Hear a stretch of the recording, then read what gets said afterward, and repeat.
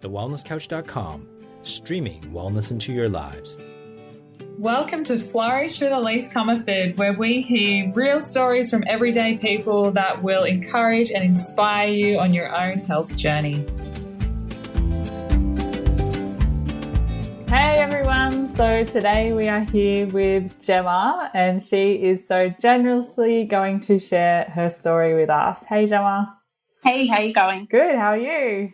Good. Now, I'm really excited to see you today because it's been a little while since we were working together. And when I think back to where you were at when we first started, and I won't give too much away because you're going to tell us all about that. But when I think of where we're at when we first started working together to seeing you now, it's such an incredible change. Yeah. Yeah, cool. So do you want to share your story with us? And we'll start with fill us in on where you're at, what kind of health issues you were dealing with. So this is a gap story. So not every story on this podcast is a gap story, but Gemma's is. And so what led you down the path of looking towards doing gaps and what kind of things you tried first? So what kind of health issues you were dealing with? Yeah. So where I was at when we... Yeah. So what you kind of been through up until the point where we started working together. Yeah. So I would say that for my whole life, I'd never felt well. And there'd always been underlying issues that weren't, nobody could tell me what was wrong or there was no diagnosis. So that was a long journey. I think when we met, I would have been 29 or probably 29 or 30. So that had been my life up until that point. And what were the kind of issues? What were the symptoms? Yeah. What is it that you were dealing with? So that had culminated into probably the sickest I'd ever been, and it was severe chronic fatigue where I couldn't even sit up with the support of the couch all day. As well, by that stage, I definitely resolved my anxiety and depression, but that had been chronic prior to then for like 23 years of my life. Yeah. Yeah, wow. And so tell us, can you remember the kind of symptoms you have? I just pulled up your notes.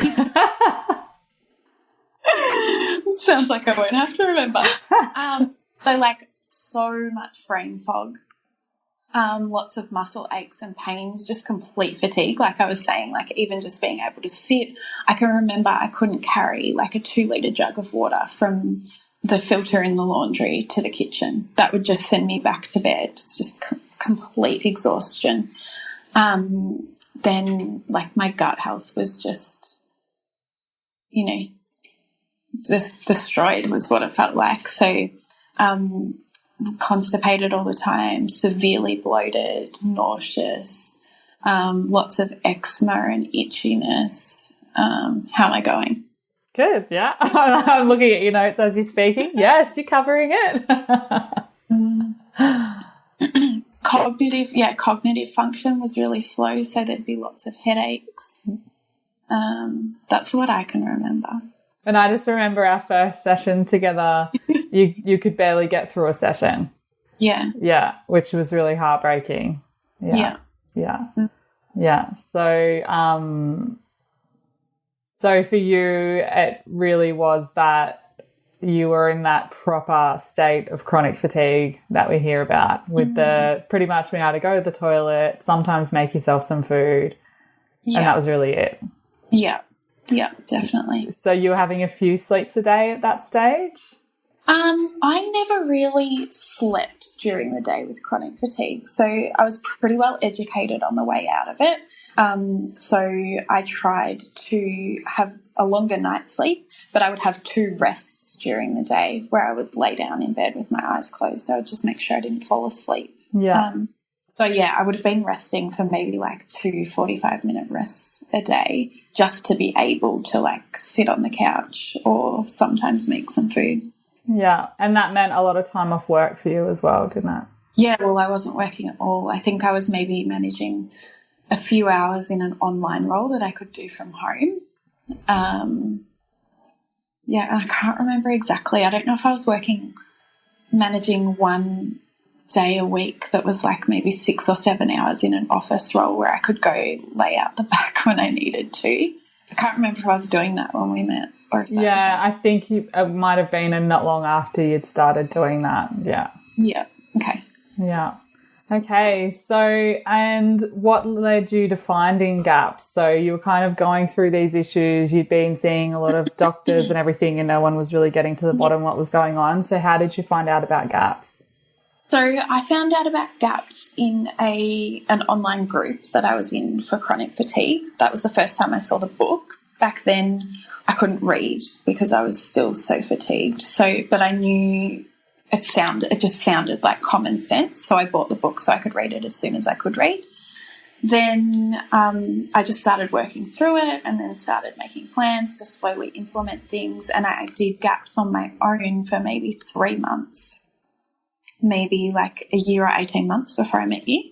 And just on my own and in such a fatigued state, I couldn't make sense of it. So I put it aside and worked with a naturopath on a different strategy for a bit.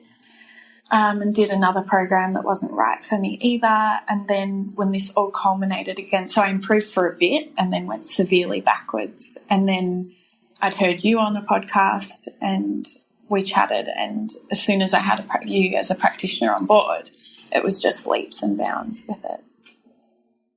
So when we kind of think back, can you remember how we kind of started with you? So being so unwell, what kind of approach we took? Yeah, extremely slow. Like I was surprised how slow. Like, really? That's it? Yeah. And more of, correct me if I'm wrong, but I feel like we started with more of like a full gaps. Yeah. Or like, it definitely was an extreme intro. And in saying that, it was slow, but I was already not on a typical GAPS diet, but I was already on whole foods and like, very high vegetable and meat diet. Very slow introducing the fats and just watching and like lots of tweaking every single day. Yeah, there was lots of tweaking. And if I remember correctly, it was about 6 months in until you really felt like you're on the right track. Probably, yeah. Yeah. I remember early consults. I can still remember I was sitting out in the garden sky for you, and you said if in 6 months' time you felt like 50% better or like, significantly better, would this be worth it? And I was like, oh, yes. And then that's exactly what happened. So. Yeah, and I think it's a really, really tough part for a lot of people. And I think a lot of times when we hear people's GAP stories, you hear kind of a quick outline of it. Yeah. And sometimes...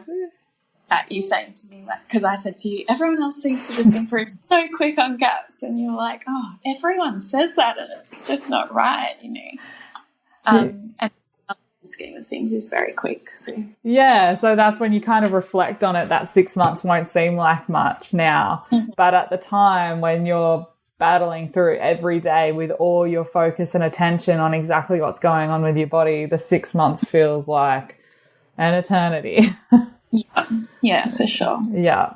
And so I think that's really important for a lot of people to really understand with GAPS, is that you often see some big improvements right at the start. You might see some signs like, hey, yes, this is feeling good. And then we go into that bit of a healing crisis.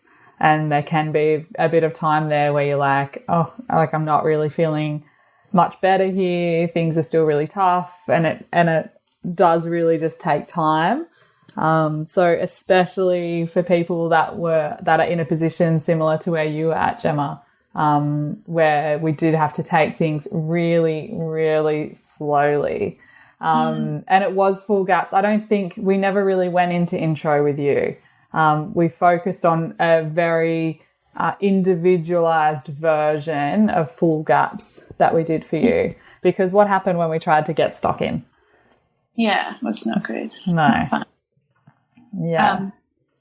Insane. Like I was crying just from the aches. And that was even another level of not being able to get out of bed. So. Yeah. And so for some people, they may just not be ready for the stocks. And that's what we found with you, that you were doing much better without them. and that we needed to let your body go through that healing process, doing that that really individualized form of full gaps that we were doing. We headed towards keto, so really low in the sugars, that keto kind of form of full gaps that we did for you. And then that's where we saw a lot of positive changes for you. So tell us what you've seen change since doing gaps. Goodness. One of my biggest changes that I knew, like, undeniably that things were getting better, is when I first started, the pain I would have of my stomach and the bloating, like wearing any sort of pants that were like jeans or just was not an option. So every day I was in like oversized leggings that are like comfortable to begin with, but I couldn't even have my size. They were bigger, just to stop the pain and discomfort. And then it must have been maybe like probably around that 6-month time, like maybe a little bit more, that like I was able to get back into jeans and wear normal clothes and just feel good again. And that is one of the biggest changes for sure. Yeah. And how's your life looking now? Very full. I remember the first time you went away on a weekend away, it was like, yes. Yeah. Yeah. So very full. So working across 2 different roles, which I love, exercising lots, socializing heaps, moved out of home, have a partner now, just really good friendships, and, you know, being able to be that example of, you know, what was or like what can work is just amazing. Yeah, that's incredible. And it's been so nice to, you know, because we're friends on social media, just to see you put photos up. I'm like, Gemma, she's out doing things. She's got a life. Yay. Yeah, it's been a really incredible journey to watch. So are there any kind of health issues that you're still dealing with at the moment? Yeah, I would say that my gut health is still a work in progress. Yeah. It's more like just something humming away in the background, and it's not preventing me from doing things, and it's not, my day and my life isn't planned around that. It just fits into what my day and my life is. And I would say that is probably the main thing. I would say occasionally, like if I go over the top with histamines, I'll still get like flares with eczema and that. But yeah, definitely not like the past. Definitely not. So back when I started, when I would be lucky to be able to manage to leave the house once a week, and it would be a struggle. Like it was what I wanted to do, but it certainly didn't come with ease and it wasn't effortless. And now, like a standard day for me is I'm up at 5:30, I'm out the door by 7:30. I might not be home till 7:30 or 8 o'clock at night. And I'm not tired. It's just always on the go, always doing things, and it's easy. Did you feel like that would ever come? It was so hard to imagine. Yeah. Yeah, it just, sometimes it can feel like, and this is why I was a big goal setter when I was recovering, and I would do short-term, medium-term and long-term, because it'll jump from where I was at, and long-term goals was sometimes just unfathomable, and I couldn't see how I would bridge that gap. So if it was that I wanted to, work an 8 or 9 hour workday, then I would look at, my short-term goal would be just moving my sleep routine to be able to be awake at a time that eventually I would need to leave the house. So doing little things like that, or just doing a couple of hours a day to eventually get to that stage, because if I didn't do that, it would have felt like it was impossible. Yeah. I know it did feel impossible. But I never, yeah. I can't say I ever thought with 100% certainty that this is what it would be. And so for someone that's sitting there right now listening to this that is in the position you're in, what would be the advice you would give them? Like the question that I always came back to was, what's more important than my health? And it was always nothing. And can you put a price on your health? And that was also like something that I always said no to.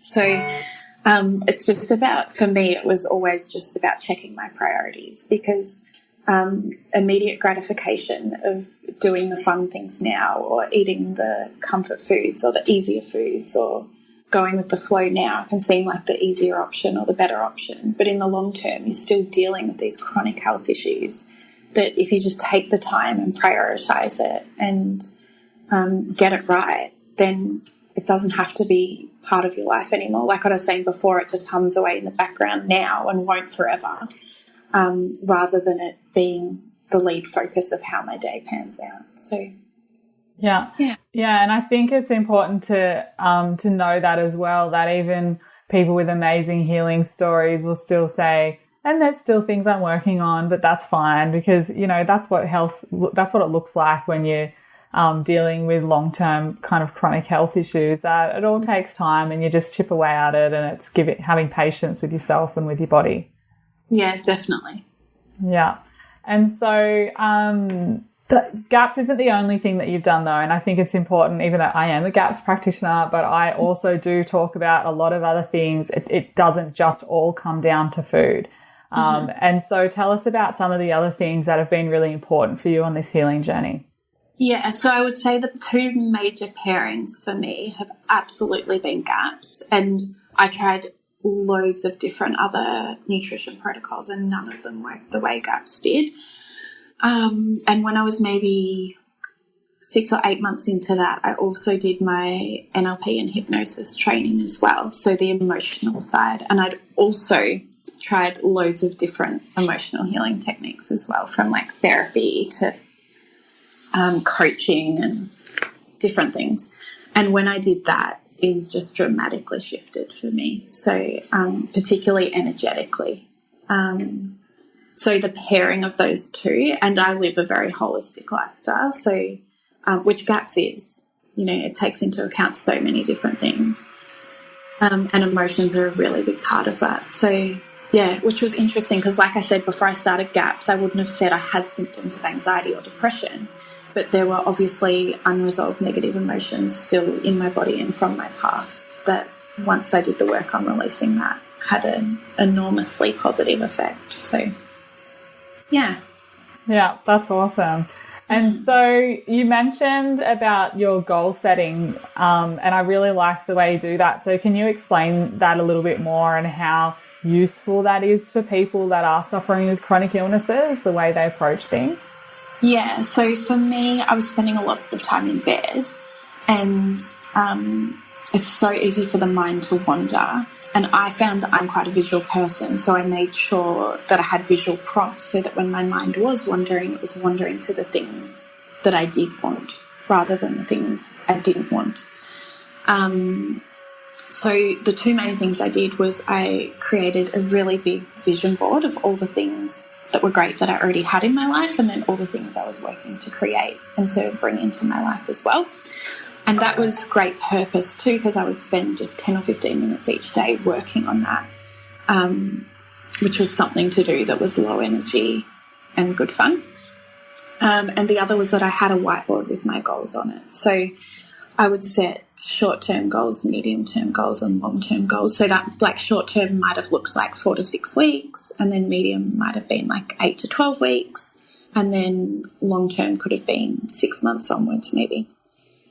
And they would move and they'd have flexibility too. So I didn't become attached to that having to be what I was still working on in a month's time if it wasn't what felt good or what I didn't want anymore. But it was just a general direction I was moving towards. And from that, I then could create intention for each day as well to make sure I was focusing on what I wanted. And it was a good measure, because if I wasn't hitting them, well then, like, what did I need to adjust, or what did I need to shift, or what did you and I need to talk about, so that everything that we were doing could be tailored towards achieving or taking into account what was important to me in life as well. I love the way you've done this, because it's so beautiful that you know, when you're dealing with a chronic health issue and it is keeping you at home, it could be so easy to go the other way, and no judgment on people where it has been, because even for the best of us, it would be so easy to go that other way and feel sorry for yourself, because it is tough. And they're not techniques we're taught, you know. Yeah. Deal with a chronic illness and being caught in that situation. But there are loads of different little tiny things you can do that completely changes the focus. Like, I just made sure I wasn't spending if I wasn't sleeping or resting, then I wasn't in my bedroom, because then I just felt like I was there the whole time. So there's lots of little different things, yeah. Yeah, it sounds like there's a lot of mind over matter for you. You were really determined that wasn't going to be your story. Yeah. Yeah. So are there any other tips or any other things you would do that you found were really helpful? Outside of gaps, do you mean? Or yeah. Inside or outside of? I think one of the biggest things, and I do get a lot of people emailing me asking about how I did gaps, was just start. Like, so many people seem caught up in like, oh, you know, what if I do it wrong, or what if I don't do this right, or what if I'm not ready, or like what if the dial's too much? But it's so adaptable, and you can change it, and you can pull back, and you can control all of that. But just start. And I was the same. I was like, oh, I need to have a whole freezer full of meat stocks ready to go. And, you know, implementing anything is better than implementing nothing. So just starting, I would say. But focusing on what you want and taking accountability and doing the research yourself, and not putting the power outside of yourself by selecting a practitioner or selecting a protocol and then just blindly following it and waiting for the results. Like, take accountability and listen to your body in terms of what's going on, and do the research and own the process yourself. And that took me a lot of time to learn as well. But by the time we would have met, if you said something to me that didn't sound good, like, I'd talk to you about that and I'd understand it more, or we'd shift it a little bit. It's not just like you say, I do. And I think that's why a lot of us are in a health crisis, because we have just blindly followed advice that wasn't right for our bodies. So. Yeah, and no one knows your body better than you do, or how something feels better than you do. Yeah. A practitioner that recognises that and doesn't just want to apply their blanket approach or blanket theory is just gold, which is what I had with you. So that's why one of the big reasons it worked. Yeah, amazing. And so you had quite a bit of a support network as well, like connection with other people with chronic fatigue. So how did that help you? With gaps, or just with your healing journey. Yeah. I think in the initial stages it was helpful, because I had felt like nobody else could possibly be as sick as what I was. And I'd seen, you know, upwards towards 18 different specialists that couldn't give me a diagnosis or couldn't tell me what was going on. So the solidarity was really great. I would say they were the main benefits of that. But I would also say that I did find great momentum, because, you know, that solidarity and those support groups are wonderful. But as long as you're still focusing on where you want to go, rather than engaging in where you are now and how that compares to other people, and just being so mindful of what your measure is of progress and what your measure is of wellness, because it can be really easy to just take the average, or take like a look around you and accept that that's as good as it's going to get. But what do you actually want your experience of health to be? And that comes back to the goals as well. And I think that's the difference between people who recover and people who achieve thriving health and who don't, because they're prepared to stand in their own and to decide what they want and go for it. So great. Yeah, and I think that's a really good point to make, because sometimes I do get concerned with some groups and see equally the value of them and the value of that solidarity, as you said, but also that sometimes there can be a subject going around in the group and that everyone starts jumping on and really panicking about, for example, metals or parasites or... Yeah. And that actually, I have to say, that is one of the best things I've found about gaps, because it's so, to me, like, it's just such good common sense. It's so logical and it's so all bases covered that if that ever comes up, I'm like, well, I wouldn't do anything differently anyway. I'm already doing all of it. So I'm already addressing anything that's there. You know, I live the holistic lifestyle. I get good sleep. I block the blue light from my screens. You know, I get fresh air. I make sure that I'm not exposing myself to toxic environments. I choose my relationships consciously. All of that is part of it. And, you know, that's what I always come back to. Like, you know, it wouldn't really matter what someone told me was going on. I'm already covering the bases by doing gaps and making sure my emotions are where they need to be. Fantastic. And so you said you do get some people emailing you from time to time asking how you healed. So do you find yourself giving a lot of people advice now or helping people with their healing journey? Yeah, definitely. I find in terms of gut health, pretty much just send them to you. And then I obviously do a lot of work with emotions as well, and I specifically work with chronic fatigue and anxiety now. So if it's the right fit and if they feel like they're ready and that it will help them, then, I help them in that way. But lots of just, general chatting and sharing of stories happens when you've been through something like this and you are on social media. So it's nice. It's so good. I remember at the very start when my health did move to a stage where I felt like my whole life was centered around what my health needed, and that would have been maybe like 10 years ago. I didn't feel like there was that community where you could just ask people like what they'd done or what they'd tried and be referred on and then do your research and decide if it was right for you. And I don't know if that's because I wasn't ready and because I wasn't completely accountable and taking responsibility. I was sort of just dipping my toe in. But I also do think that social media and online programs have progressed a lot since then.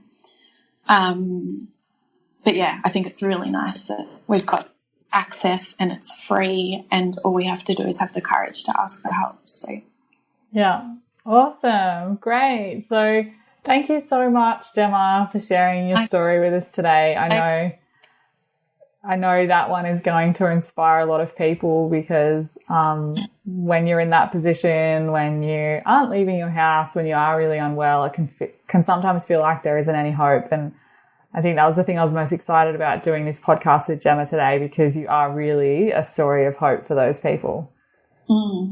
Amazing. And you've been an enormous part of that. So thank you. My pleasure. And I think, I'm really awed by your drive and motivation, even in the hardest times, of keeping your eyes on the goal and what you wanted. I just think it's amazing. Yeah, thank you. Cool. All right. Well, thanks, guys, and we'll see you next time with someone else's incredible story. Bye. This has been a production of TheWellnessCouch.com. Check us out on Facebook and join in the conversation on Facebook.com/TheWellnessCouch. Subscribe to each show on iTunes and check us out on Twitter. The Wellness Couch, streaming wellness into your lives. Whilst the Wellness Couch presenter endeavor to provide accurate and helpful information to their listeners, these podcasts cannot take into account individual circumstances and are not intended to be a substitute for health and medical advice from a qualified health professional. You should always seek the advice of a qualified health professional before acting on any of the information provided by any of the Wellness Couch podcasts.